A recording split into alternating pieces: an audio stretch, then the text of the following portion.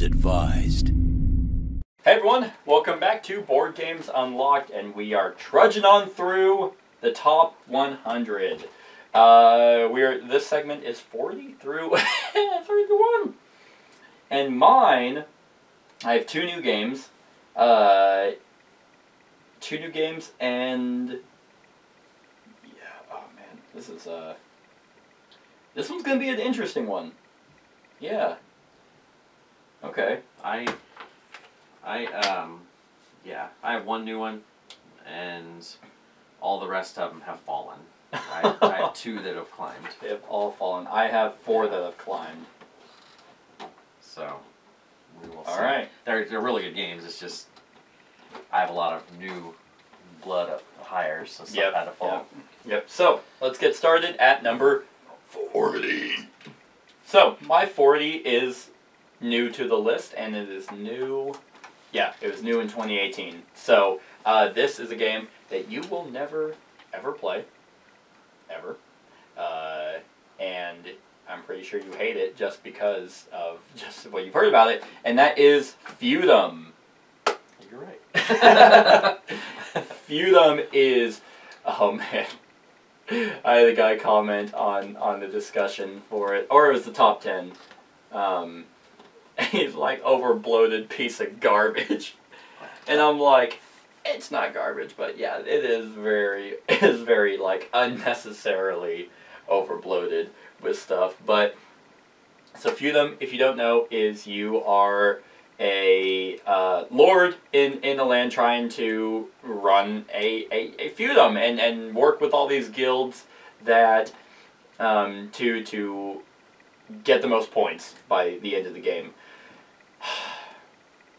This game is so intricate with its theme, with its mechanics, that I personally love it, and I love the theming and the descriptors of everything, and how, you know, if I own this land, then I am whatever, I don't even remember, but then I own it. But if you're next to it, then you're a serf, and then all that, and all these things, like all these tiny rules that give you abilities based off of your actions. So you have 12 cards? I think there's 12 cards that are, they have two actions, and they're all assigned to these guilds. They're all dependent on what your pawn tokens have. What symbol you have, and these pawn tokens will give you influence in particular guilds based off the icon that they're showing. And this game is a beast to teach. Oh my That's god. What I heard. That's what I heard. Oh my god. I think I did a really good how to play for it. I prepped for it, and it made me really edgy throughout the run through because I did so much. I was like so meticulous about everything about it. So whenever people were like, well, I don't think that's right, I'm like, listen here, you fucker. I know it's right because I did the work. But it is such a smart game. And I have all the expansions for it, and I want to get this to the table soon, but the problem is, this is one of those games, and I think you mentioned it before, that if I didn't have the same group of friends to play, this would never get to the table. Right. But luckily, the people I did play with did like it, except for Kat. Kat hates this game. Fair enough. But they, so you have these guilds, that all interconnect with one another, and you'll gain influence throughout this, throughout the game by creating feudums, which will, get you a bunch of influence based off the feudum that you create. And so if you are the main guy in the feudum, if you're the one that owns it, then you can only do the push action. Right. And then if you're the second one, you can do the pull action. So the farmer pushes resources to the merchant, and she pulls rosary beads, which increase, I'm assuming it's like a blessing on the farm, to be able to hold more resources. And then you get points for all that, and the merchant sells goods to the alchemist, which creates the vehicles. And then the alchemist sells crud to the knight, and the knight sells crud barrels to the noble, which creates seals, which are it's just, there's so much. Like it's everywhere. It's all, it really is. Like, here's the thing. That's actually a good statement. this game is all over the place, but it is finely woven together. Mm-hmm. Everything makes sense, but yes, it feels like everything is just there. It doesn't feel like it's it. I don't know how best to. It feels streamlined, but it's not streamlined. Right. Is the best way I can describe it, and I feel like this could be one of those games that you love it or hate it, like one way or another. The theme and is very whimsical, like I've described, like how they describe what's going on. The monsters are weird. The game is super colorful, and there's just so much going on. I can't watch our discussion for Feudum. Watch the run through, and watch the how to play, and then you'll understand Feudum. So that's my 40.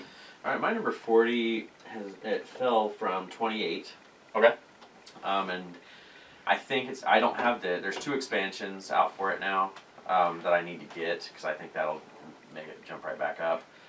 I would consider this the next step from Carcassonne. Okay. And it is Isle of Skye. Isle of Skye is a good one. Yeah, it uses the same kind of tiles like Carcassonne. They almost look like the same art. But there's little symbols and stuff on these tiles that mean stuff though.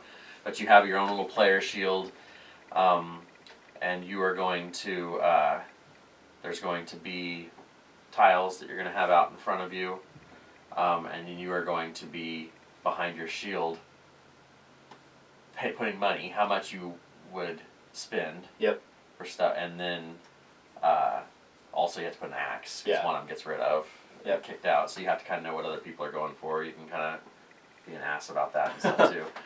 But then when it comes time, you reveal, you remove your shield, and then going from first player, they have an opportunity to buy from other people for the amount of money that you set the price for. So they would buy, you get one thing, I think, around. You can buy one, and then I've only played it at 2, so I don't know. So you buy one, but then if nobody buys your stuff, you pay for it, and you get your stuff too. But then you don't place it in your area yet until after all the buying's done, and then you place. You have to connect likewise the landscapes, mountains to mountains. Yeah, landscape. That's what I was looking for. And then you have to also connect the roads. But what's cool about it, the part that I like the most, is there's a board that sets out in the middle, and you will have these 3 things, an A, B, and C scoring thing, and it changes like the first round. A scores, and then the second round A and C score, and then A, B. It's like, so everything I think scores 2 times or 3 times. I think so, yeah, but they're just a different. Yeah, like you can, because I think the way it worked out, at least in my game, was you can go for an early lead, but what you went for at the beginning will not be their end game. Right. Like if you're going for the most lakes or whatever, right, you'll get a bunch of points when that scores, but then by round 3 and 4, your lakes don't mean anything. And it has catch-up mechanics, because when you're behind, you gain gold. Like if you're in 4th place out of 4, you're going to gain 3 gold. Yeah. Because that's their catch-up to get money. Because money is very important in this game. Like, it's tight money anyway, but it makes it super important. Like, so you need to be trying to sell your things to get money. But you don't want to put them too high a price, because then if they don't sell, you gotta pay. Or you do want to put it, because if you draw one that you really need, you can scalp it. Yeah, there's a lot. And be like, okay, well, fine. Okay, if someone wants to buy it, at least I'll get a bunch of money for it. There's a lot of gaming going on, and the money game is really tight. That is a good one. It's not on my list because I don't own it. Yeah, and there's those 2 expansions. I don't know really what they do. I don't even know much about them. But I forgot they did that expansion. But I just haven't picked them up for it. But it's a great game. Definitely worth checking out. All right, 39. 39 rose from 53, so 14 spaces. And this is because I finally got to play the expansion. And this is the best pirate game out there, called Merchants and Marauders. Oh, I've never played that one. That one, it's a long one, but it is a sandbox game to an extent, on if you want to play a pirate or you want to play a merchant, and there's various paths to victory. So basically, base game is there's, you start out with a very small ship, and you're doing these things. You can go and try and get goods and draw cards and buy cargo and go and sell, and you're trying to get to 10 points. Right. And then you can do that and then slowly get gold to increase your ship. You get points for a bunch of different stuff. You can go hunt other pirate players, or there are NPC pirates you can go hunt and try and fight them, and you can potentially steal their ship. Right. And stuff like that. There are also rumors that you can go do, which is like you go and then you tell you to go to a certain sea zone, and you roll dice to see if you succeed, and then you do that. That's if you're a merchant. If you're a pirate, then you can attack naval ships. You can attack other players. You can, let's see. There's so much to do in this from the base game, because what you can also do is, attack naval ships, and then you can plunder their resources. And combat is really cool because you can start off, you have to scout them, and you have scout abilities based off who your random, captain is. And if you find them, then you can do ship combat by shooting cannons and try and get successes, but then you can try and dock them. And if you dock them, then you can attack them, and then you plunder their resources, which you can then go and sell. And if you go to your home port, you can deposit money into a little chest. So that's like your booty, and you can have up to 50 gold in there, because for every 10 gold you have stashed away is 1 point, and that can be secret. So if you hold gold on your ship and you get attacked, that can be stolen, but if you deposit it, that's safe. So you can actually do 5 points of other stuff and win the game by saying, hey, I have 50 gold, there's 5 points, and that's the max you can get from your chest. Right. So that is all fine and well. However, the expansion, Seas of Glory, adds so much modules to this. They add storms to this module, and there's events that happen that make the sea travel and stuff a lot more fun, but they add a storm to this where the storm moves around on the board. There is, God, I'm trying to think now, because they add, a golden ship that you can go after. They have, it added so much that this might be one of the best. It was out of print for a long time, and I was finally able to get a copy of it, and it added so much. It added so much, and I can't remember off the top of my head all the different modules, because there was a lot that it added. But it's such a fun pirate game that, I mean, it rose 14 spots. Good. So I love it. Like I said, I've never tried it. Yeah. So that'll be one. My 39, I don't think you've played this yet. I was going to bring it today. It's kind of my go-to little filler game. It was 31, so it dropped 8 spots. Is Eggs and Empires. I have not played it yet. I couldn't remember if you had. Hoping to play it today. Yeah, I know. Thanks, Emily. But it is just a simplistic little card game. Everybody has a 10-card deck. It's the exact same cards, and you shuffle it up. You'll draw 3 cards. It's 3 or 5 cards. I can't remember off the top. I think it's 3.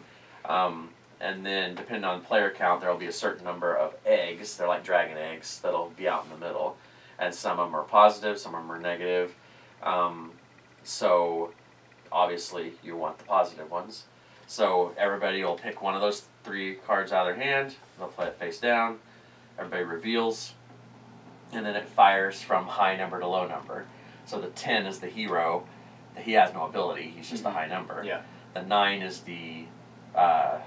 I want to say priestess or dark priestess or something like that, but what she does is she's a high number, but if another dark priestess was played, they both wipe each other out and you don't get anything. Gotcha.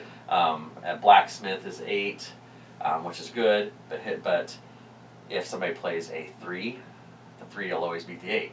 Oh, okay. So, because that's just the deal. So if there's somebody played a 3 and you played 8, they're going to go in front of you, which could be good or bad, because if there's both negatives. Oh yeah. You know, there's just a lot. It's such a cool game because everybody has access to the same deck. Yeah. But as you play the cards, they go here, and then you draw another one, and and you just kind of keep going that way. At the end, because you keep your eggs face down, and then at the end of that round, you calculate how many points, add them all together, subtract the negatives, and then you play another round. And you play, I think it's 3 rounds like that, and it's just super simple, but it's an awesome deal. There's a little expansion for it that adds set collection.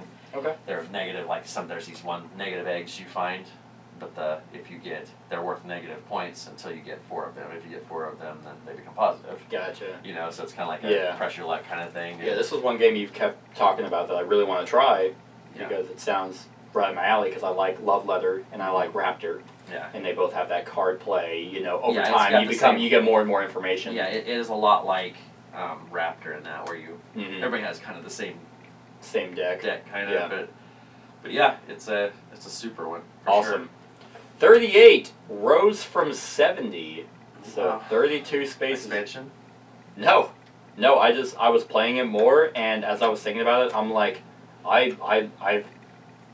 I love playing this game every time it gets to the table. Small World. Oh yeah, I haven't played that forever. Right. I have played it relatively recently. Small World is an area control game where you have a bombastic faction that is just so weird based off their faction ability and their adjective. Their attribute to that faction. So how this game works is you have like I said, attributes that are shuffled, and then factions, and there's so many, and there's pretty much unlimited combinations. Are crazy. And you can get, and then you pair these, and they're all random. So whenever you draft, well, you don't really draft. Sorry, you bid, and you pick a faction, and the ones that you don't pick get a coin on them. So they become more appealing. Yeah. And that's your faction, and then you get a certain number of tokens from them based off of total numbers. And so on your turn, you'll be like, oh, I'm going to place tokens here, here, here, and here, and I'm going to get coins for how many areas I control. And then it's very simple. Even the abilities are pretty much simple. And then people are like, so whenever I place a token here, then for someone to take that from me and kill my guy, they have to place 1 more than what I have. So they would have to place 2 tokens, and great, they killed me. And so then that just comes back, and over time, your factions are getting smaller and smaller, like your number of tokens. So you can bleed them dry because their abilities are really good, or eventually you will set them into decline, which means you just kind of exhaust, they're gone. That's the trickiest part of the game. That's what I was getting ready to say, knowing when to go into decline. That's the finesse. You don't want to do it too soon. You don't want to do it too late. You have to and so I pretty much, my rule of thumb is if their ability is good and I can still gain a healthy amount of coins, then I'll keep them in. But at some point I'll just be like, okay, that ability is better. And so when you put them into decline, they go away. Then you get a whole new faction, and then you just keep doing that. And it's whoever has the most coins at the end of the game wins. I don't know why it was at 70, but I was just like, this game has never failed when playing this game. When playing with other people, it's so much fun, the sheer amount of variety you get. And this is base game with, I have the other expansions, like the decks, which I've never done, but I have the expansion with, the other factions.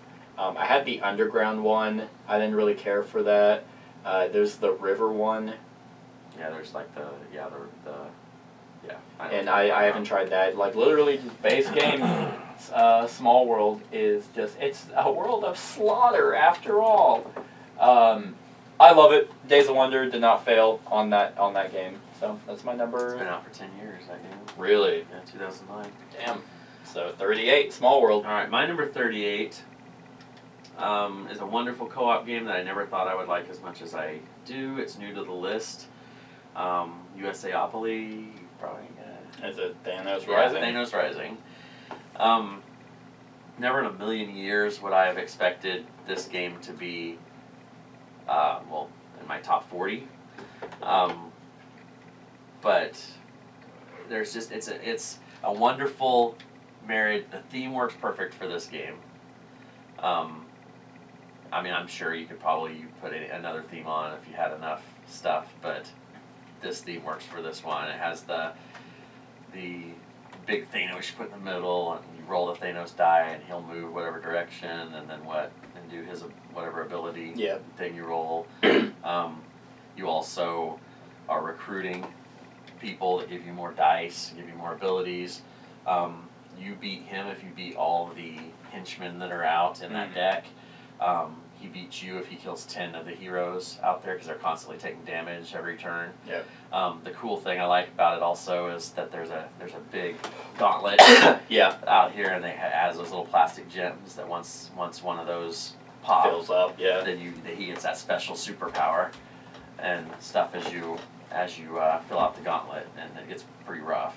Yeah. I mean, it's all random. Yeah. So it is. It's a lot of dice rolling and a lot of and all that stuff. But it uses the Yahtzee stuff too with your dice. You can start if you play it long enough and survive long enough. You can have a lot of dice, and you just keep pooping out everywhere. Pooping out. And you're really working together. It's fully co-op, so you're trying to maybe heal somebody of theirs that they're about ready to die, and stuff like that. I have all the promos for it and everything now. But you start out with, in the base game, Black Panther, Gamora, Captain America, or Doctor Strange, and they start out with their own special die and ability, and you just go from there. And it's a very, very simple game, but yet it is just very fun. It had a lot of rave going for it for a while. I mean, and it hit at the right time. Yep. There's a. Is there an expansion coming out? I know. Okay, I wasn't sure if I had heard there was. They're trying to catch the wave, because there's a game that they're just putting out now that is dealing with Captain Marvel. Okay. But it's a hidden role game. Interesting. So I'm like, I don't care for those as much, so I'm not going to jump on it like I did this one, but kind of like Hail Hydra. Something. Oh no, it's not even that complex. It's simpler. It's like they're trying we put out a game when Avengers 3 was out. So let's get out one for Captain Marvel and see if people buy it, because our last one was a hit. But it's probably not gonna. Yeah, I probably won't do that well. But anyway, it's a great game. Thanos Rising, great co-op, great solo. It's a difficult game to beat. Yeah. All right. So, my number 37 is for sure going to be higher on your list, unless you already said it, which I don't think you have. It fell from 23, so 14 spaces, and that is Orleans. Orleans. What number? It was 23. It was 23. Yeah. It fell to 37. So, literally, like this game is so good. It is so good that it's just a smart game. If you don't know, it is a bag building game where you are acquiring these tokens, throwing them in a bag, pulling them every round, and assigning them to various locations on your own player board to get other people or abilities like moving around within France to gather resources, which are worth points, and then building guild halls, which the more guild halls you have and the more citizens you get, that's a lot of points based off your development track. And you're just moving on these tracks. In the expansion, Trade and Intrigue, was it Trade and Intrigue? That did what? That had the new development board? Yes. Yeah, which added... Half of it was good. Yeah, where half of it was good. Really good. It's worth buying, even though you should throw the other half away. But the trade board that added, in the town halls, just so many cool abilities versus just the standard get a coin or whatever. Yeah, that's all that was. Get a coin or a book. Yeah, something like that. It was so basic. Yeah. But the Intrigue one is just really a big fuck you to other players. That I threw it away. I will never play this. Throw it away, but I will never play this game or play this part. But it's so smart, and I like that you can get technologies which are only unique to you that you can assign, which could build any route, pretty much any strategy that you want within the game. They have an expansion that adds a co-op mode, which is brutal.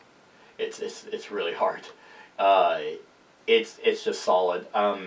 I mean, really just other games, man. Like, at this point, I love Orleans, and I can't remember where Altiplano fell.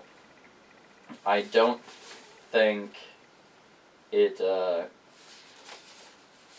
I feel like it was, did it even make, like, my list? I don't think Altiplano made my list, because I don't think I had played it by the time I made this. So yeah. So that's Orleans. Would it have made your list? Would Altiplano make? Yeah. Yeah. It wouldn't have been anywhere near here right now. But I do have the new expansion. I saw that down there. I haven't gotten it yet. Not, obviously, it's over there, so I haven't played it yet. And I've only played it at 2, so I need to play Altiplano with more, because 2 was, I mean, I understood how good the game was. It was just a bad time at 2 players. Yeah. So I wouldn't like playing Orleans with 2 players either. I mean, I actually like it at 2. Really? Yeah, because you're not interacting with each other at all in Orleans. So in Altiplano you kind of are, because you're moving around. True. But the Orleans works well at any number. I've played it from 2 to 4. Especially when you put coin capsules around the that is resource tokens. Yeah, that's a little excessive. It's nice though. So, yep, 37, Orleans. Alright, my 37 was 56. This is one of the... Oh, yeah. Thanos Rising was new. This is one of the 2 that are actually rising this list. It was 56. It's 37 now.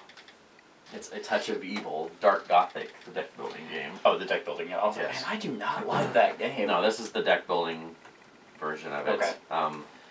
And I will say, it wouldn't have been this high unless you have the Colonial Horror expansion. Okay. But pretty much, think of any deck builder that you've played, generic deck builders. Generally, there's 2 resources. You know, like think of Mark the Legendary, there's attack and there's recruit. Right. And any of that stuff like that. This one is different because it has 3 things. Ooh! So it makes it even more... A third thing. Some things may cost 3 different things to buy and stuff like that. So it still suffers from the typical deck building thing where you're buying, so you have your river or row or whatever that has bad guys that you're killing, or artifacts or people you're recruiting. They go into your deck, even the monsters, because you gain an ability from beating them. Oh, didn't you hate? Well, that was a little different because they have an ability like Joker would have an ability for you, and it doesn't. This one is like, they're not abilities like the Joker does something like this. It's just like, okay, I beat this, I have an ability, like I learned this from taking him out. It's different. It's thematically different. It's pretty much the same thing. It is more or less the same but thing. It's just thematically different. That's okay. No, I got you. That's why Tyrants of the Underdark, even though you purchase something and it goes into your discard pile, they added, hey, this is why they do that. It's a theme thing. It's like, cool. But it's awesome because I know people give Flying Frog a bunch of shit because they use the B-movie photography deals. I like it on this game. I do too. I like it in all their games. Yeah. It's just like... it's kind of goofy, you know, and I like the ones when they actually take the pictures of like the monsters, and then you could tell they're people dressed up like the monsters and stuff. It's just crazy. Like, is that the same guy? But you have this big deck, and Colonial Horror brings in some other elements into the thing as well. But the thing of the game is you're going to have, I believe it's 3 big monsters. And if you've ever played A Touch of Evil by itself, you know, there's like a big monster thing. This one has 3 monsters. There's a level 1, a level 2, and a level 3, and that's what you're trying to do. It's not it's not cooperative. It's a totally competitive game. Oh. Okay. And you are trying to be the ones that kill the monsters. You want the prestige for killing the monsters and the notoriety and stuff. But I just like, at the very beginning, you know, when you choose your person, your avatar, that has specialty, they have their own starting deck of cards. Okay. Because there's green, red, and blue or purple. I can't remember what the third color is. And those are your 3 deals. So this one would be a bigger attack, because red's generally attack. Yeah. I think green is like lore, and blue or purple is. Yeah, I think they took it from their board game. Right. They had the same thing. But it's just. I love deck builders, and this one's different. it has the 3 resources, and that changes things. Like, be able to, you know, it makes it harder to buy some things, and because it needs 3 deals or stuff. Yep. It's pretty neat, and it's worth definitely trying. Yeah, for sure. Alrighty, so this one's my weird one. I told you this list was going to be a little bit weird. This rose from 46, so 10 spaces, and it is Pandemic, all versions of Pandemic. So you're pulling a Z Garcia. It's annoying to, because like, there's so many. I'm not disagreeing with you, because they all are the exact same game. Pretty much. That's why. Except when I say all versions, I mean the good ones, not fucking the Rising Tide. The Rising Tide, that one was bad. So this one is both legacies. This is the base game and its expansions, and Iberia, and Cthulhu. Now, this actually probably would be higher with Fall of Rome, because Fall of Rome is really good. Right. It is I was really going to ask you where it fell. So it probably would be higher with Fall of Rome. Besides, Fall of Rome may be my favorite, besides, not counting Legacy. I really like the Legacy ones, but the standard, because Iberia was solid, and I really liked it, but Fall of Rome, right. It feels less like Pandemic. I think you would like it, honestly. I watched the Z Mm-hmm. kind of explaining it. Yeah. I mean, yeah. I don't know. I honestly think if I was like, hey, I got this new game, and I like the theme of it. Can I cut out Pandemic? Well, no, it wasn't that. It just looked like, because it was just, it's still the cubes, and I know it's a deal, and right. It just didn't look. I love the theme. Right. I like the ancient. Right. It does something different. And I would try it. I'm not against trying it. So Pandemic is just, you know, I really like it. I think it's not the epitome of co-op, but it was one of the first to integrate a co-op game, and it has, and I'm taking this from Rado because I agree, it has an ebb and flow of stress where a lot of co-op games it's just constant stress because it's always hard, because it has to be. With Pandemic, you have, okay, we're doing well, then things probably will start getting out of control, and you're like crap, and then you react to it, and if you do well, then you calm down, and then it just goes up until hopefully you win. I really like base Pandemic with all the expansions. I've done a run-through. This is an older video, mind you, but I have done a run-through for all base Pandemic with all of the expansions. I've actually done a run-through for all Pandemics. I've done a series for Legacy Season 1 and 2. Watch that at your own leisure because it's spoilers. I have done Iberia and Cthulhu. The only one I haven't done yet is Fall of Rome. And Rising Tide, but that's not coming up because I hate it. It's just such a good co-op. Like, it's simple. You can teach people very quickly how to play it. It does suffer from that quarterback mechanic where I've played it a lot, and so it's like, there's a couple things, but it's like, this is probably the best option we got. Fall of Rome it just does something different because it's not just bam, here are people. They have a trail that they're going to try and follow to get to Rome or get to these destinations, so you can break their line of support. You can actually recruit them to be on your side and turn to barbarians and fight them instead of just going there and cleaning them up. The Legacy ones they're just fantastic. Like, that out of all Legacy games, Pandemic is the best one, in my opinion. They start off kind of slow, but man, they ramp up, and you feel like your decisions matter. And later on, you really feel like your decisions matter because you think back to 2 games ahead where you're like, "Yep, we fucked up." Like, literally, it's not really a spoiler, but for Season 1, we were trying to contain the stuff, and we're like, "Oh, we'll barricade, this part." Then we realized, oh, we can't get in there, and so they just outbroke. And in I think round 2 we lost, because we're like, well, that was a bad idea. So you definitely feel it later on. I love Pandemic. I know you hate it. There's 2 versions of Pandemic that I like. I know the dice one. Yeah, the Cure. And the other one's Defenders of the Realm. Fair enough. Oh, I haven't done The Cure. I have not played the dice game. The Cure is wonderful. Isn't there another one, Virus, that no one talks about? Well, that one's different. Yeah. You're actually playing the virus. That's right. If you're gonna play it doesn't even use the same mechanics. It's a totally different game. I think everyone just kind of dismisses that. But if you want to play the virus, play Ink. So Pandemic, all versions. I condensed it. Follow Room would probably knock this up a little bit more. Mm-hmm. Let's see what's in front of it. It'd probably knock it up a couple based off this list. Right. So. Pandemic, all versions except Rising Tide. All right, 36. This one was 12 last year. And it's falling because I haven't played it for quite a while. I need to get the new expansion to try it out still. But it is Kemet. Okay. Good. It's making its way off the list. No, I need to get the set expansion because didn't see what the one versus all. Oh yeah, it's like I forgot they did that. And it adds a lot more. It's it's going to add more. So. Well, it's set. It is set, but it's spelled like set. Yes. But I want to get that expansion and try it because I think that would breathe more life into it. Like I said, I haven't played it much this year at all. Have I told you how long it's been since I played that?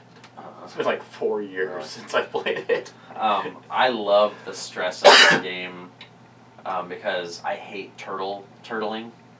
Like I hate doing a game like this, a battle game, and somebody just kind of hides in the corner and sits there and kind of powers up and then attacks when they think they can. This one you can't do that. No, you have to fight. I mean, that's the only way you get stuff is fighting. And I like how it forces the issue. But they force it in such a stupid way. It's like it's I don't know. I did not like that teleporting. Like, oh, I'm here now. Let's fight. It's like what? Yeah. It's like, all right, I guess we're just fighting. Why even have like sections? They're all equal distance away to where you're never out of reach of someone. I think it's just. And when you play it enough, you learn what monsters are actually good. That was actually a valid complaint that I had about Kemet. What's that? Was that it heavily favors people who've played it before. Oh yeah. Because for sure these are the combinations. Yeah, I like that power thing where hey, these are the ones that I have, but like you just said, these are the ones you need to get. So I'm right. Like you wouldn't expect the elephant to be. I don't remember what any of them did, but the elephant's really good. Yeah. So most people would go and grab the huge scorpion. Yeah, and stuff like that, just because they look cool. But the set expansion turns into a one versus many where somebody's controlling set and all the bad guys, and then all the other people are working together to battle off. Oh, that seems set. Really cool. Which is I think is awesome because set's got to be a badass to take on being like that battling. So I'm just curious to see what that does. That's a really cool idea. Like you can do they can just keep releasing that with Egyptian gods. Yeah, that's cool. So I mean, it's neat, because it's. I don't know the mechanics behind it. I really don't have much. Yeah. I haven't looked at it a whole lot, but I will say use the black pyramid over the white, red, and blue from the first one if you can substitute it in. Black Pyramid's pretty awesome. I don't remember. Is that a new set? It's from the Talsetti expansion. Okay. I haven't played that. It has all new tiles and monsters and all that good stuff. Sweet. But yep. 35. This fell from 8. Boy. Why it was 8, I think, is because I had just played it, and it is still an awesome game, and it has fallen 27 spaces because I have not played it since that one time. Because it's like a 4-hour game, and it's a 2-player game, and it's a theme that I find interesting, but it's a very heavy strategy game called Twilight Struggle. Oh yeah. So Twilight Struggle is a game about the Cold War, and it's a 2-player game where one person plays the USSR and the other person plays the USA, and you are battling for. You're not even warring because it was the Cold War. You're battling for what's the word? pretty much influence, I guess, in different countries around the world through playing tactical cards. Now, what makes this game great is there's different periods. Have you played Twilight Struggle? I have not. Okay. I've kind of wanted to, but I just never did dive into it. Gotcha. So, one, this is a very heavy strategy game. I've heard this game also favors if you played it before. Luckily, I haven't ran into that because the person I played it with, he was new and I was new. So we were both feeling it out, and we made some mistakes, but we pretty much got to the we got to it. Did you play the Soviets or the Americans? I played America, and he played USSR. But you have it really feels like the Cold War. Like it feels like you're vying for this power, trying to get the struggle. And there's actually I think there's a few insta win conditions. Like one of them is like if you control all space places in the Europe and in other areas, you can play this card and automatically win. But I mean, that's the thing is if you play it, your opponent has that. Potentially, if they're trying to vie for it, so there's not really that element of surprise anymore. What's cool about this is if you can play cards, if they have an ability for you, you get the ability, but it has points that you give your opponent then. So for them to do actions, and so there's that card play that I really like, that hand management of, do I really want them to be able to do this many points for this ability? And you'll never have just USA cards, you'll have both, so you will be inevitably helping each other. They have and what's cool is it's not both a point track, it's literally 1 point marker, starts at 0, and it's like, I gained 5 points, great. Then if the USSR player gains 3, then I go down to 2. So I still have more points, and I think it's first one to 15 or 20. That's one way to win. There's another way to win where I think if you get your space track, which you definitely want to do, you definitely want to do space research, because I didn't do any of it, and it was hurting. Because he was spending because I was having to play cards that were benefiting him, but he was playing these cards that would help me to help his space travel, so he was never helping me, he was only advancing. And I'm like, that was my mistake. But it's a very solid game. It is literally, like, if I played this more, it would probably stay very high.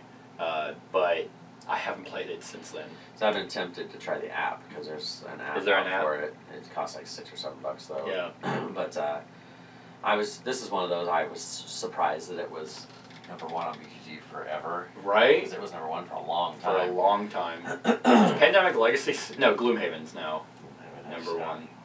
Hey, at least it's better than Pandemic Legacy. Well, that was a whole different thing. Like, Gloomhaven is such a long game that I don't care, but I hated that 13, 15 play Legacy game was the #1. At least 12 to 24. Or whatever, but still, it's like, a game that ends. Even then, like, a game that came out within the year should not be #1. Right. Anyway, so that's my 35. 35. This is one, it was 51 last year, so it went up 16 This is one of the few that rose. Right. This is my last one that rose on the list. And it's Elder Sign. Okay. And it rose mainly because I've been playing it more since I got the cool museum. Isn't that crazy? Broken token deal makes it easier just to toss it. Yep. It's my favorite Cthulhu game just because it's got some mechanic. You're rolling dice, you're playing it. Core game was a little weak. But then when you start getting the thematic expansions that let you actually feel like you're in a story and you're going different places. Yeah. The ones when you're out on the sea, when you're out on the open sea or stuff like that. It's actually, I lied. It's not my favorite Cthulhu game. Oh man, so madness. Right? Yeah. No spoiler. But anyway, I get better at it. But yeah, Elder Sign. It just keeps getting better with the story and thematic expansions that they keep adding. The pyramid one was pretty cool. I haven't really played it a whole lot yet, but it just looks neat looking at the cards and stuff. Yeah. But a lot of the characters cross over. I mean, a lot of the same investigators and stuff that all the other ones have. Fantasy Flight pukes out into every game. Yeah. It's only a matter of time before they release 30 expansions for Arkham Horror 3rd Edition. Yep. I'm sure they're already being printed. Yeah, without a doubt. But anyway, really, I mean, I'm not going to talk a whole lot about it. It's just you're going through, you're dealing with, omen. You're getting omen tiles and stuff, and you don't want to awaken the old one, and blah blah blah. Same Lovecraft theme, but only with a dice game. Yep, pretty much. That's pretty much it. Pretty much. 34 rose from 45, and this is because I actually recently played this. So, and it's just, I mean, I'm just more reminded of how solid of a game it is. Rose 11 spaces. It is Elysium. Ah, yes. Thanks to the playmat. Well, actually, I haven't used the playmat yet. But this game is so good. Just with this, I mean, it's a card game. Like, I don't know why it's in that box. Like, it could have easily been a smaller box. It was kind of overproduced. I don't know why no one talks about this game. I don't either. I pretty much think that they released it, didn't think it was going to do well, and just left it alone. Like, but I've heard that there's going to be an expansion. Yes, I heard that on a deal. Here, you keep talking. So, I'm going to take a peek. Which, I mean, I think it needs... Well, I mean, I don't even think it needs it, because you have... The game is, like I said, a card game, and you would take, like, I think 4 or 5 decks of different gods, and these gods have different, strategies to them. Like, Ares is all about getting these prestige points, which, depending on how many you have by the end of the game, are worth a lot of points. And then there's Poseidon, which is all about kind of actually dicking over other players. But you have this tableau in front of you, and you draft these cards using their color codes. So you have 4 colors, and you just need those available to draft cards. And then you take those, and you put them up in your row, your play area, above the divider. Then you take one of those 4 columns, and you put it aside. So now that you don't have that, you can't draft cards that have that color. So there's smart play there, because because you also need to take a goal, which will give you points and coins. But if you can't do that, then you get a broken quest, which sucks. So there's this management of these pillars to get the cards that you want and the quest, and then these cards have abilities that you can use, and and some of them are awesome, and you want to keep using these as much as possible. But then at some point you want to move these below the divider into your Elysium, which I guess Elysium I think is like Tales or like lore. Yeah, more or less, yeah. And then that's where the set collection part comes in. So you want to do family sets, which are same colors, different numbers, and you get points for that. And then you want to do number sets, which are, or legend sets, which are same numbers, different colors.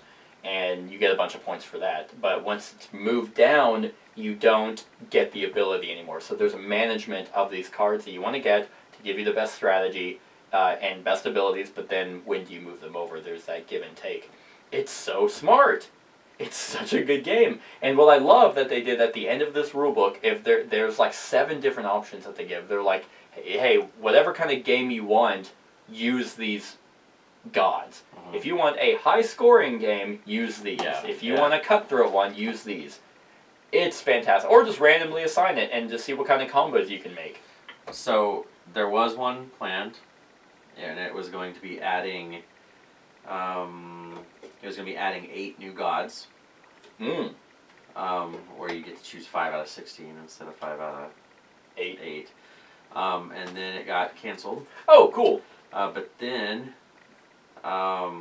somebody emailed them and they got a response. This was a year ago. Okay. And it says, I got an email response where Space Cowboys told me that they are working on a solution to the problem and that I had to wait and see. Seems there is something in the works. Yeah, but there's nothing on BGG. It's not a listing for an expansion. Yeah, there's nothing there. Yeah, my only source of information is that Rado has talked to the designers, and this is from his latest 2 podcasts that he's brought up Elysium, and he says he knows there's an expansion in the works. So this was a couple months ago. Yeah. Did the Chiefs score? Yes, they fucking scored. God damn it. They scored 21 points in the 4th quarter. They're up 28-24 with 2 minutes left. Brady can go down and win it. So Elysium. I saw you go. I was like, man, he's really upset that Elysium expansion is not coming out. Damn it. Fucking A. Yeah, it is. And here's the thing, because some might think of me as a sore loser. My argument to that is shut up. No, my argument is that who the hell likes to lose? So with Elysium, last time I played it, I actually lost, and I was like, awesome, like fantastic. And it was still very, very close between it was me, a friend, and Kat, and it was close between all three of us. I think the point gap between like first place and because I got second and I lost by like 5 points. I think she lost maybe by like 10 or 15, which sounds like it might be a lot. In this game, it's not. No. But he had a really solid strategy, and I was like, man, I really should stop him from taking these cards, but I really have my strategy that I think might work. And what I love about games, especially strategy games, when I can look back and be like, that's probably where I messed up. It makes me feel better. Right. Because if I can't figure out where I messed up, I'm like, am I just stupid? Is that what it is? So Elysium is phenomenal. Was it? It might be higher on your list, unless you already said it. What's that? Elysium. It wouldn't be higher on my list. Okay. You might have already said it. It might not even make my top 100. Really? I'd have to look. Huh. I'll look on your next one. Cool. So I can start talking about this. Cool. 34. Alright, 34 for me fell from 13. Okay. And it's because I don't own it and haven't played it for a while, but it's still a wonderful game. Like, if I owned it, it would probably be up because I play it all the time. It's Blood Rage. Okay. Again, this is another one like Defenders. I regret selling, but I got so much money out of the Kickstarter version when I sold it that but I'll never get it back again. That's the problem. With all the cool stuff. The problem. Wait, I have your copy, don't I? I don't know. No, I sold it today. Oh, okay. So, unless you were a weird buyer. No, I got it from John. I sold it for like $350 or something Yeah. like that. But anyway, so Blood Rage hit Viking themed, Norse god themed, and a lot of that stuff. It has area control, which is something I like. It has card drafting, which is something I love. It has cool minis, which is something I love. It has a good theme. I mean, it hit on a lot of notes. All cylinders.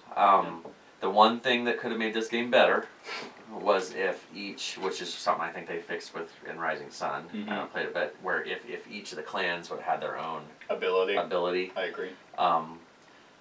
Just to kind of mix it a little bit. Yep, I agree. Which I guess some people could argue, and I have actually argued this before too, that the drafting is their ability. So really that first card you take kind of sets on what your special power is in a way, so maybe that's why. Since it's so quick, I mean, but I mean well, no, you don't draft in Rising Sun. Right, so maybe that was the balancing thing, like, because you can choose, okay, I'm doing Loki strategy, I'm going to go ahead and take this Loki card, or you can be like, Sam Healy says there is a way to beat Loki strategy. He would know. He would know because that's his game. I really next Gen Con, if I see him, I will ask him because I have not been beaten on the Loki strategy, and I can't think of a way to beat it. I've played the Loki strategy and have lost, but I wouldn't be able to tell you what the strategy was. Necessarily. I guess if you have a Kickstarter exclusive and an opponent gets Fenrir, that pretty much kind of dicks over the Loki strategy. I use Fenrir. And I used it with mine too, and that's how I won. Yeah. Because it's like, okay, I'm going to go over here, and then I'm going to kill everybody. Yeah, I'm going to move that. Ragnarok's happening over here now. It's gross. But I think in Sam... Sorry, I don't mean to steal your thunder. No, go for it. But Sam mentioned that every time he plays it, he always sees new strategies. And I did see it. I mean, with how much he played, I was surprised he said that. But last time I played it, a friend of mine, a new player... found a strategy that I was like, this is busted, and I can't remember what it was. Was it the Frigga? No, it was something he constantly controlled an area, and he just kept getting points for it, and I don't remember what he did. But he was like I was doing really well with my Ragnarok Loki strategy, and he was like creeping up, and I'm like, what are you doing? I barely won out of there, but man, he was like brand new to board games. Right. This might have been like his second or third game that he had played with me, and I'm like, well, this is interesting. Yeah, it's one that I just loved it. I was stupid to sell it, but the miniatures were. So I still remember before the Kickstarter copies came to the backers, there was a video of Eric Lang showing off the minis at a convention, and he took the sea monster with all the tentacles and stuff, and he was showing about the quality of plastic, and he would chuck it against the wall. Like, he did it, like, chucked it against the wall like 2 or 3 times, and it wouldn't even dance or anything. It was just like, I was like, okay. I didn't know about that. That's awesome. Because people would, that was one of the concerns, was like, okay, those tentacles are going to break off, because there's just so many of those little, and he just chucked it against the wall 3 or 4 times, and it was nothing. I'm not going to try that. No, but I'm just saying, like, that's the quality. Yeah. That was actually when Simon was coming at, like, starting up. Well, it was when they were good. Oh, that is also I mean, not to say they're bad, but, like, I think they put quality over content still at that point. I say this even though it came out after Zombicides, because those were complete. That's true. But now, like, everything, like the Cthulhu, Dead Must Die or whatever, the Cthulhu one. Death May Die. Yeah, and you're getting some fucking child as a miniature. it's like. They became more about their minis, and I mean, which at the time of this and all, whenever they were kicking up, minis were like of that high quality were like unheard of. Right. So that's what they became known for, cool mini or not. And then once people are like, okay, minis, that's pretty much the standard now. So how about some gameplay? Yeah. How about some mechanics? So anyway, Blood Rage, it fell a little bit just because I haven't played it. It would probably still be in the teens. At least the top 20 if I had it. Still was playing it, but fair enough. All right, 33. This is another combination that I'm kind of cheating on, but it fell from 14, so 19 spaces, and this is Arkham Horror 2nd and 3rd edition. I'll let it slide. You know, they're pretty different, aren't they? Yes, they are. They're actually radically different. However, I didn't feel comfortable doing 2nd at a spot and then 3rd at a spot, so I just combined them. If I had to pick one though, 3rd edition will probably fall in this spot. So Arkham Horror has been a favorite of mine forever. It only furthered my hobby because I got Talisman. That was the first game that kind of kickstarted it. And I got Arkham right after. So 2 Ameritrash games from Fantasy Flight just sailed. Exactly. So Arkham Horror 2nd edition has always been in my collection until recently. I just sold it all. And it just always held a special place in my heart. I loved the sheer variety of this game. The complexity. Well, not really complexity. The difficulty is what I'm thinking of, where you have this investigator who is just getting a bunch of weapons and a bunch of spells with their own unique ability, going into Arkham and running around town, going to different locations, closing gates, having all this thematic events happening. Stuff happens, you have to react to it, and just you go through skill checks and stuff like that, and I loved it. I think it's cool, the 3rd one, from what I've seen. I don't know a whole lot about it other than, I'm glad it's not like a board. Yeah. It's like a weird... It's modular. Yeah, so I like that part. That was a good so decision. that was Arkham Horror 2nd edition. Then they released an expansion, and then another expansion, and then like 30 expansions, to where it became flooded with just it became so like just saturated that it was difficult to play. So 3rd edition came out, and they streamlined a lot of it and made it scenario based. So they kind of took some things from Fallout, where they have a deck. You know, in Fallout how they had those quest decks? They took that and added it into 3rd edition. So with the scenarios now pull, objectives from this deck. And depending on how well you do, you grab a different deck or a different card from this deck. And so that kind of made it I like that. As long as they get enough, is the deck big enough? Yeah, because you have different cards based on the scenarios. So... now, granted, if you play the scenario again, you're going to go through the same. Yeah. But I really liked how it was scenario-based because it streamlined it, it focused it, and since the board was module, it made And clues are really weird in how you find clues, because you have your location decks, and then if a clue gets added, it gets added to that region. And a clue card gets shuffled from, you take the top 2 cards of that deck, shuffle the clue card in there, and shuffle the 3 and put it back on top. Right. So you have to stay in that location and try and actually search for the clue, then go through. Once you find the clue card, then you can potentially get it. Right. But now granted, the more clues that are in that location, the more you're going to find clues, because obviously that's mainly at the top of the deck. Right. So it just streamlined it, made it easier to play. Kat and I very much liked it more. I think with this, they fixed things from Eldritch. They fixed things from an Arkham Horror, and just made it more focused. And I think with this, they can do better expansions. So are they going to redo Eldritch now? And use the it's like it's a vicious cycle. Oh, it's like, God. I would hate to be buying. Like, I would be pissed. Because how long ago was it that they put out the last Arkham Horror 2 expansion? Has it been a while? Oh man, they had 3 big ones. They had Kingsport, Innsmouth, and Dunwich. Oh, the Miskatonic one was probably their latest one. So 30 seconds left and we're winning. So let's see.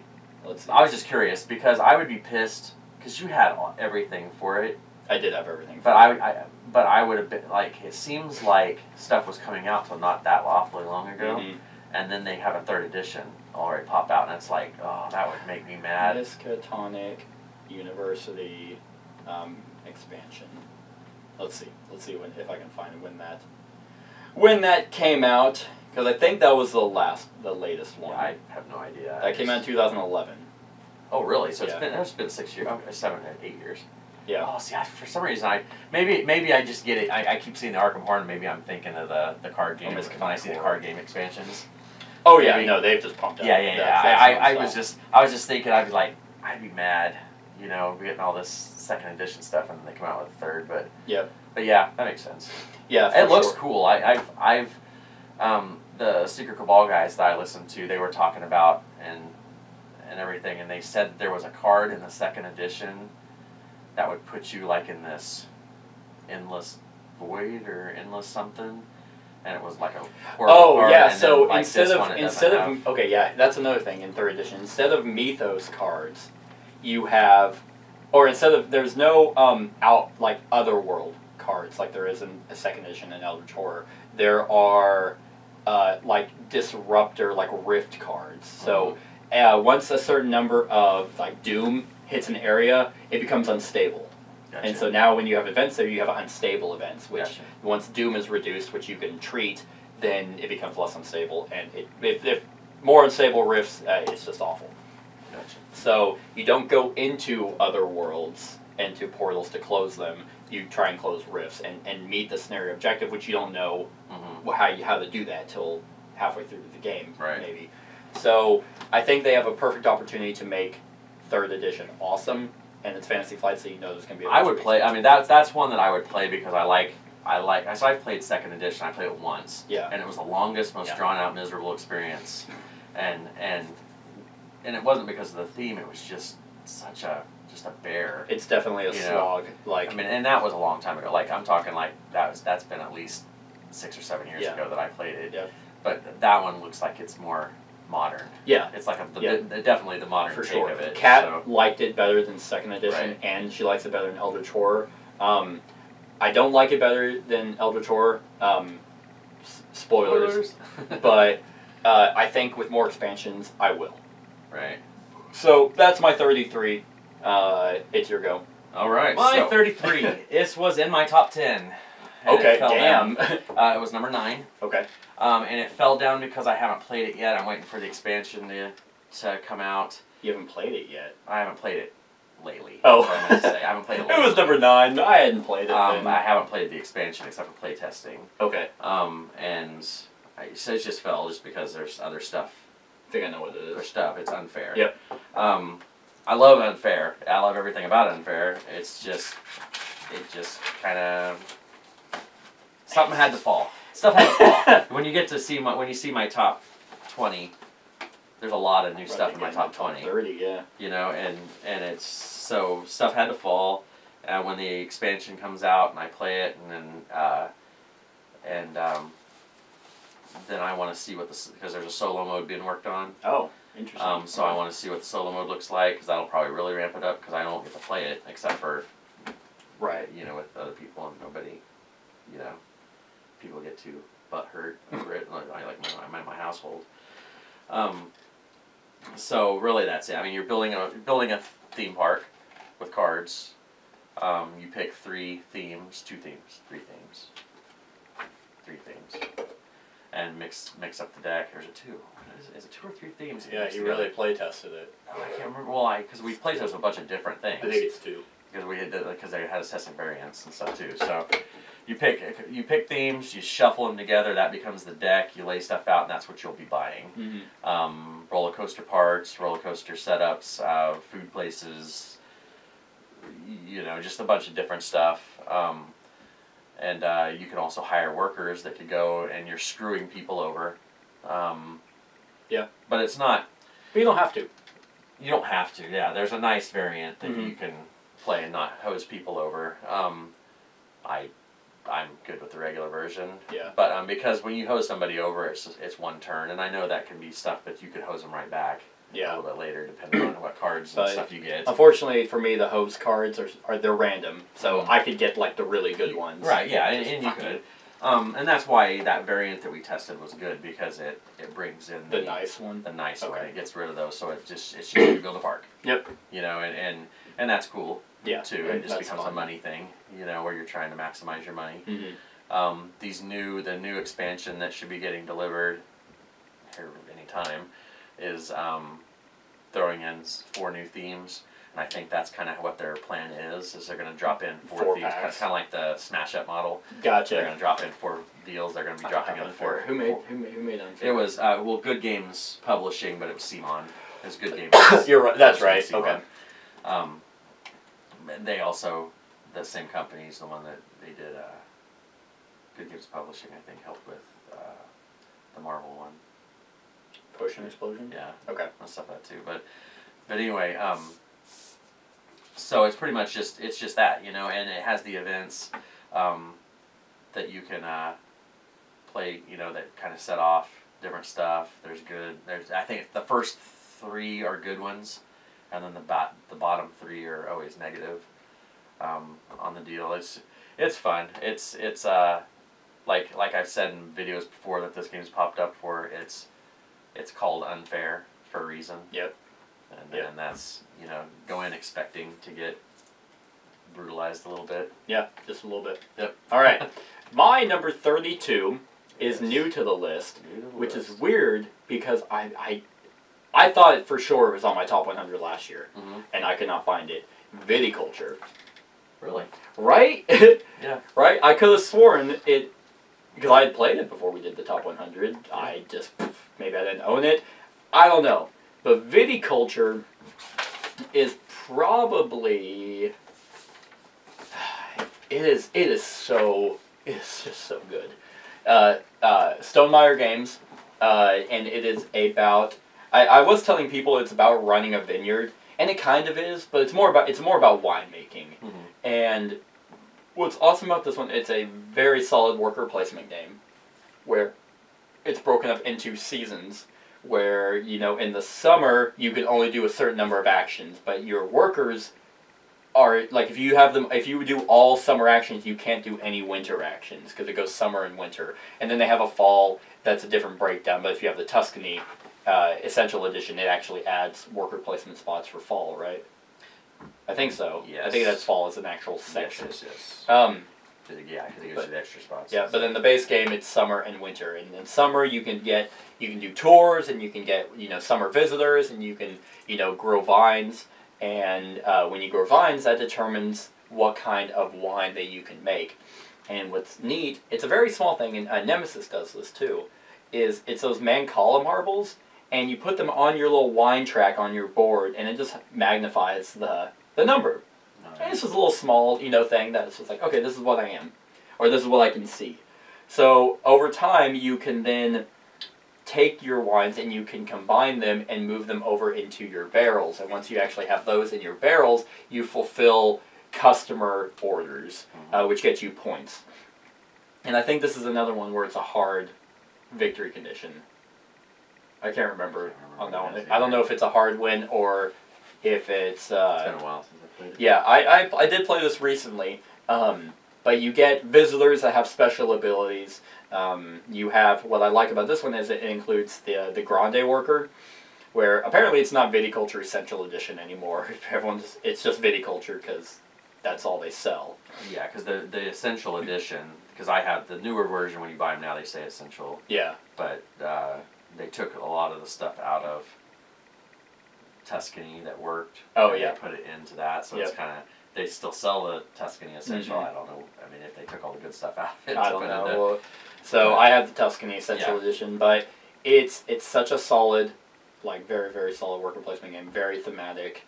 I love this game. I love Stonemaier games. They're awesome. So 32. Did the metal coins? You know, I don't know. I don't know, actually. When my wife bought that for me last Christmas, she bought me the metal coins, too. I don't know. Hey, guys, here's Viticulture. Luckily. So, I don't know. I do. Yep. They're nice. I like them. Yep. I actually really like the artwork for this, too. Yeah, it's good. So, yep. Viticulture. Phenomenal game. Your turn. All right. 32. We talked about this on another top 10 a while back. It was 16. Fell to 32. 10. It's Red Raven Games. Above and below? Yep. Above and below. So it has fallen. Yeah, and the only reason it went down is because I haven't played it for a while and I haven't used the expansion stuff yet. With me not playing, at this point in the list, if it's not getting played that often, it's probably going to get beat out because the stuff up there's a lot of good stuff that's up the list now. So this one may be one that may bump right back up once I play some more of the expansion stuff for it. To me, this is, in my opinion, the best rated Red Raven game out there because of the simplicity and just the vibe you get when you're playing it. It's it's nice where you can go underground, above ground, building of your city tableau kind of stuff. Yep. You're getting resources, you get workers. I like the way that the workers are used in the game. It's like they kind of get exhausted. You put stuff out. There's the sections on your little board. Yeah, and you have to have beds to have them sleep. You have the beds, and then you can move if they get injured on a deal. Then you kind of slowly go up. There's a lot of little mechanics in the game that make it work, but it's simple enough. I don't like near and far. I think it tries to do too much with the simplicity, which is good if you like that stuff. But I just like nice old above and below. It's easy to teach. It's very easy to teach. They're both pretty easy to teach, but above and below is easier. Right. And it's just that. I mean, that's really all there is to it. I mean, it's just a nice, soothing game. Even though it's competitive, it's not as stressful in my opinion and stuff. And it's because you get to look at, this is my village. Right. This is my quaint. Yeah, very the nice art village. is really cool in that. Like where it's just the cave dwellings and all that stuff. Yep. I agree. Alrighty, 31 and last one for this segment is a very awesome game that will probably go up once I get the Kickstarter for it. It fell from 11, so it has fallen 20 spaces, and that is BattleCon. Devastation of Endines. This one was really high at one point, wasn't it? Yes, it is my favorite two-player game. I think I'd have to relook at two-player games, but if you want a game that is like Street Fighter, Mortal Kombat, your 2D fighting games, this is the best one you are going to get, in my opinion. In BattleCon, you have a fighter, and I have everything for it. And the reason why I say this will go up, probably, is because they did a big Kickstarter where it's one big box. And because in later expansions they actually had like tackle boxes to organize all the cards. But my really useful box, those are all the fighters. But now it can all be organized in one big box, and they nice. streamlined it, and it's just going to be easier to pull out. I probably would have kept it, because I had everything for it at one point, too. Right. And I probably would have kept it if it wasn't, but I just had, it was just all Ziploc bags full of just and everything. like, they had those sleeves, like, and then actually they did a add-on for card sleeves, and I bought that so I can have sleeve cards because they're color-coded. But you pick a fighter, and they have a bunch of other expansions, Armory and other stuff, and Strikers, where it's kind of like, if you remember in like Mortal Kombat, you could have like a tag team where you could do a combo, and then like a second person would come and do an attack and back out. Like Marvel and Cat for Marvel. Yeah. Oh yeah, they have those. It's kind of like that. We don't like that. I really only play this with one person, and we just like picking fighters and just going at it. So your fighter is a completely unique and has their own cards. Everyone has like 5 generic ones, but you have 4 special ones, and then you have a finisher move. And what you're doing is you're taking 2 cards and they match up, they're a pair, and you pick them, and then you both reveal them, and they have, a priority, they have a range, and they have a power. And priority, if it's the highest one, will go first, and then you have your range, because you're on I think it's like a 7-spot track that's the arena. So you can't run around, you're just back and forth. You can get out of range, hopefully, and hope they don't hit you, or go first, and then you deal damage. You have a 15-meter health bar, and what they do now, instead of base game where it was like once you hit 7 you can do your finisher, now they have focus tokens that each turn you'll gain focus, and I can't remember how many you have to have, but once you can spend those and do your focus ultra ability, which is pretty much going to win you the game. But you can also spend those pre-game to give you a +1 to priority or +1 to defense and stuff like that. So there's more to it, but what makes this game so great is the sheer variety of fighters. Oh yeah. Like, and there's lore. This is level 99 games. Fantastic job. This has a world to it, and with the Kickstarter they have a lore book that I'm very excited for. But you can just look at, like, if you look at the lore, you can be like, oh, I wonder who would win between these two, or these are both really fast characters. How would they pair up against one another? So just pretty much unlimited mashups. We have all the promos for it, and one of the promos is Bruce Lee. That's awesome. Essentially, we got it at Gen Con, and we played this while at Gen Con, and I played him. He is fucking nasty. I need Chuck Norris. Oh, that'd be cool. Game over. It was, he played someone. My friend played another promo, but Bruce Lee just punches through, like, because you have stuff called stun block, which in this game, same with Critical Mass does this too, where if you get hit and you don't have like a stun block, you're stunned, therefore you don't get to attack. But, so you can have stun immunity, which means no matter what, you're going to get to go through. You have, it's something else where you absorb damage. So there's those keywords in these kind of games that you just need to know if you play. But if you want a 2-player fighting game, this is it. I will say, there was that one, I liked it a lot. There was the one thing that was kind of odd, was the finisher. Yeah, maneuver thing. Where it's just like you got. It wasn't that big of a deal. I think that was their catch-up mechanic. Was do it when you're at low health. But did they? Damn. So that's my 31. Yeah, sorry. But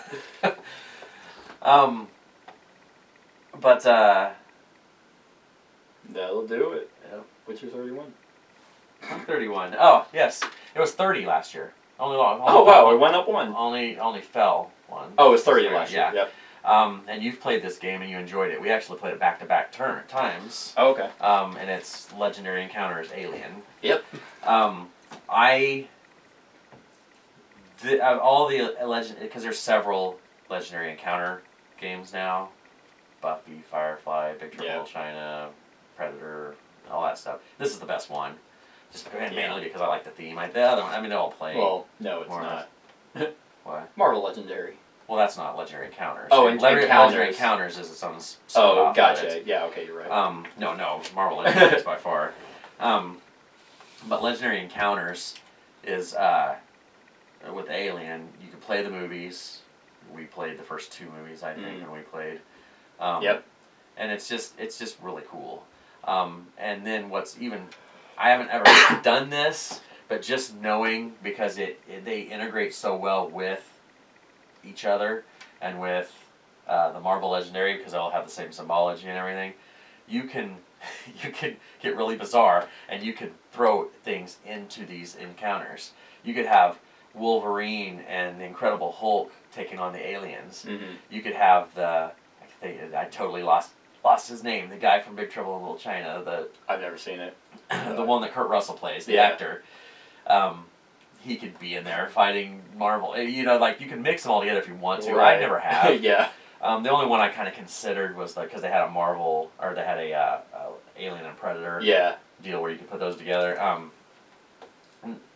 But this just by itself, if you like the Alien IP, which I do, it's a great series except for 4. Alien 4 was trash. Yeah, it is. But Alien 3 is pretty bad too. Yeah, but it's better than 4. Yeah, 4 was just dumb. And they have an expansion for this that brings in some more scenario stuff and more queen powers when you get to control. Somebody can be the queen. Yeah. And I really haven't even touched the surface still of the core box of this, because there is agendas that you can use with your characters. Because what you choose is just a generic avatar that has hit points and a special ability, and that goes into your starting deck. They each have a card that goes into your starting deck, and then you use those to recruit, you know, Ripley or any of those, Hudson or any of those things. And then you're also attacking. What's different between Marvel Legendary and this and the encounters, though, especially this encounters, is in Marvel Legendary they come out into the city face up and move down the track. With the alien encounters, they come in face down, and you have to pay to scan them. So the thematics there of the aliens skulking through the ship, and you have to scan them before they get down and attack you, and it's really cool.